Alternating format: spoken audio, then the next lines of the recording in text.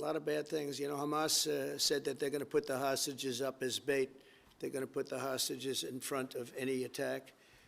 And that's pretty brutal. We haven't heard that one in a long time. So we have to remember that. So I have a disagreement with the Prime Minister on that score. Okay?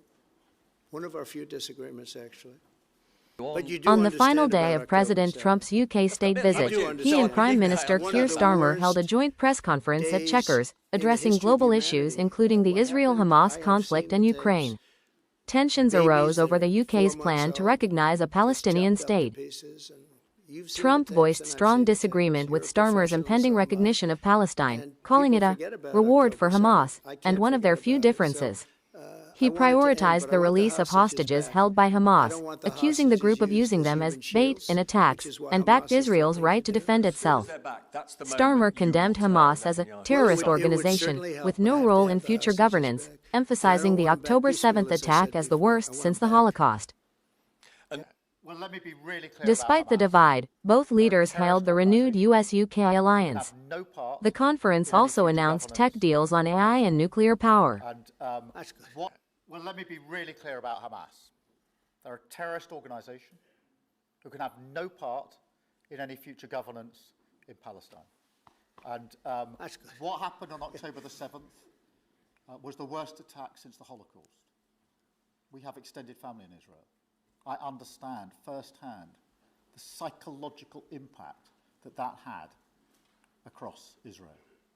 So I know exactly where I stand in relation to Hamas. Hamas, of course, don't want a two-state solution. They don't want peace. They don't want a ceasefire. So I'm very clear where I stand on Hamas. Okay. On the question of recognition, I made my position clear at the end of July as to the timing, which has got nothing to do with this state visit, and I've discussed it with the President, as you would expect amongst two leaders who respect each other and like each other and want to bring about a better solution in the best way that we can. Thank you. But you do understand about October 7th. You do understand. So believe me, I understand. One of the worst days in the history of humanity. What happened, I have seen the tapes.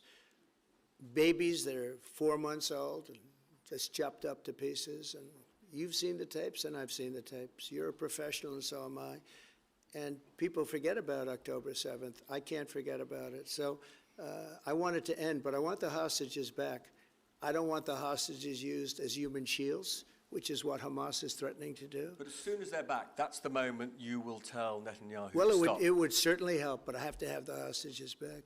And I don't want them back piecemeal, as I said before. I want them back. A lot of bad things. You know, Hamas said that they're going to put the hostages up as bait. They're going to put the hostages in front of any attack. And that's pretty brutal. We haven't heard that one in a long time. So we have to remember that. So I have a disagreement with the Prime Minister on that score. Okay? One of our few disagreements, actually.